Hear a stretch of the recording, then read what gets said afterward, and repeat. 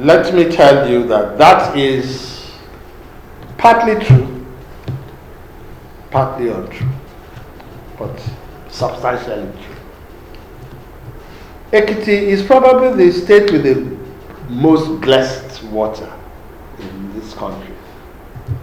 We have 4 major dams. We have about 8-9 water schemes across the country, across the state. We have a underground water table, or underground water source that seems inexhaustible to some extent. In fact, it looks as if there's a big ocean under Ekiti. So we should not have a water problem. But then we have what is called surface water and underground water. Surface water and underground water. And the surface water that we have are this raw, Egbe, Ureje, Itakaji, and even Ogbese Dam. Okay. The underground water that we have is what we have largely used to increase our borehole activities. Okay. And people will tell you that starting from Fire administration, even that World Bank project that you said, up until now, we have expended a lot of money on borehole development. Boreholes, people just think of boreholes as if it's borehole, you go there and you put your mouth at the water point. No, it is just a source of getting underground water to the top. And then you can pipe that to pipes. Okay? Yeah. So, borehole does not exclude pipe-borne water. And there are actually many schemes that have pipe-borne water through the borehole schemes. You understand? So, I first want to say that boreholes and piped water are not incompatible. The boreholes are just to allow us to get to subsurface water, while we have some dams. Okay, and because you have a borehole, typically a borehole you will not be able to distribute water. Distribute water beyond maybe a kilometer around that borehole. Okay? Now, so I want to get that first clear. That we have subsurface water, we have surface water. The subsurface water are boreholes. We have, under my term in here, we have repaired or built almost 400 boreholes. In rural areas? Not all rural areas. Not all of them are rural areas. There have been boreholes made in Ado itself, in other places. We've done 61 at one point, we did 121 recently, we've done 110. So it does, in the past 2 years, under the Star Wars program. In Fire administration, a number of boreholes were done in Mobolaji local government and Ekiti West local government. So that's in terms of boreholes. In terms of the surface water, Ero Dam, Egbe Dam, Itakaji, Ureje, and Ogbese. Okay. These are large-scale dams. This is supposed to, Ero is supposed to provide about 109,000 cubic meters. Egbe about 66,000. Itakaji is down, has been down for quite a while. Supposed to generate maybe 7,000. Ureje about 10,000. 10,000 cubic meters. That a cubic meter is 1,000 liters, so that's a lot of liters. And Ogbese, which is a federal one, is supposed to be hydro. The major problem with these dams is electricity. Oh. Electricity. Because even if the people who live around Ero have electricity, the electricity has to be a certain voltage for a certain length of time. And our national grid has not been able to provide this on a constant basis. Okay? So, the service from, and this has been historic. Now, before now, the situation has been the same, but they've been able to sometimes use generator, fuel-based generator, to complement.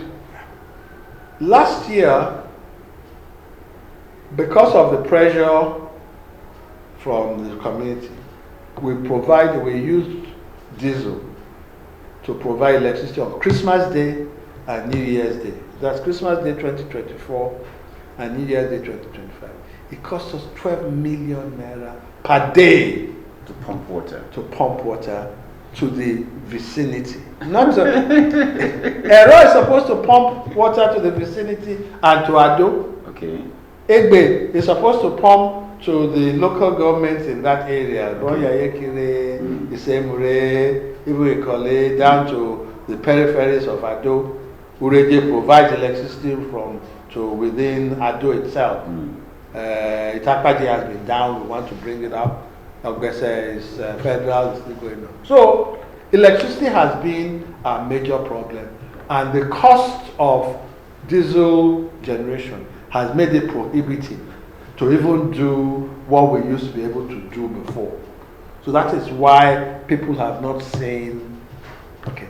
But what we have now indicated is that rather than for us trying to still wait for the national grid, we are going to now set up IPPs that have these dams as their anchor load. Have the dams as anchor? That is, you have an IPP that says Ero Dam requires 1 megawatt to pump. Okay. But it does not require it 24/7. Because you know what happens that you pump some water into some reservoirs, it gets filled up, and then it. But you have it as an anchor load that you know it will require it, and then you provide electricity to the surrounding communities. But you spoke about investors in electricity. So they are part of those. Okay. Part of the people who have shown interest are those who are interested in providing IPP to Ero Egbe. Ero and Egbe. So you see water supply improving. Absolutely. Soon. Within the next 3-6 months, you will see improvement in water once we are able to get some of these projects off the ground. Ureje provides electricity to various communities. People in Ado cannot say they do not have water in their pipes. But there's what is called a diversion project. That is it. In this area, you get electricity Monday, Wednesday, Friday. In this area, where do you live? Here. You live here. Around here. Do you have pipe-borne water at all? No. What area is this? Owode quarters. Huh? Owode quarters. Owode quarters. Okay. I'll find so you are not aware of a diversion program in Owode quarters? No. I'll find out why, because there's a diversion program throughout the state that many people get get water from Ureje. The doctor's quarters have just started getting electricity from the Fajui booster station. Okay. But quite a number of areas around around Ado get pipe-borne water from Ureje. we are going to connect IPP, the IPP that is providing electricity to government house, Exus, and to Secretariat. We have an NDPHC program that is going to help us connect the IPP to Ureje, to Government Technical College, and to the TIC, the Incubation Center. So that is going to be again occur within the next 3 to 4 months. Let me just add that this area is actually called Owode Community. Yes. Okay, Bashuri. Yeah. I'm sure that some people have water in this area. Another problem the area, because I want to use the opportunity to speak about what your area, so that they know that sorrow power. Exactly. You are talking. Go ahead. So they also have a problem of electricity supply. I think there is what we call epileptic electricity supply. Wire is cutting today. One pole is they even buy the poles by themselves. So can we have a transformer they need? Can we have the intervention of your Look, ministry? You're right. Okay. What has happened is that a lot of communities have increased their population beyond the original size.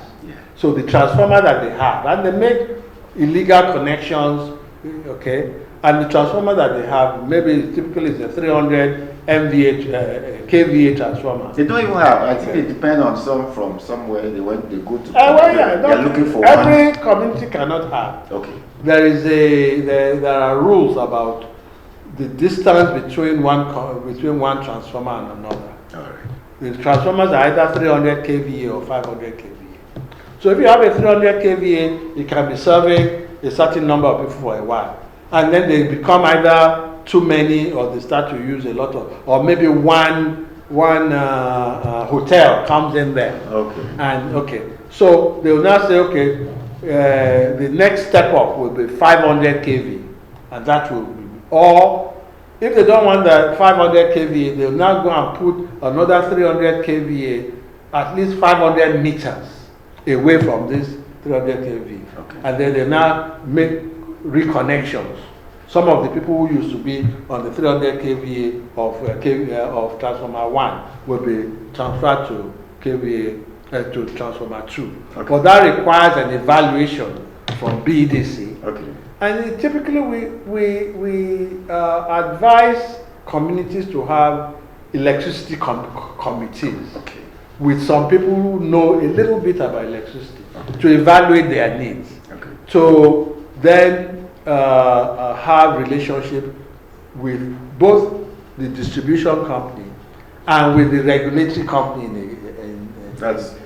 Excel, with government. Okay. So that if you appeal to the distribution company and they don't do, at some point even these communities can meet with these developers and have distributed electricity for your own area, okay? And you agree with them, they provide electricity to you at a tariff that you agree with, and you are off. So the national grid is not incompatible with this distributed grid. And our concept is that the national grid will exist along with what we call a state grid. Yeah. And that state grid will be one in which we provide our own transformers and lines and wires in addition to these distributed grids. And we can now interconnect all these distributed grids in a smart manner. People of the Fountain,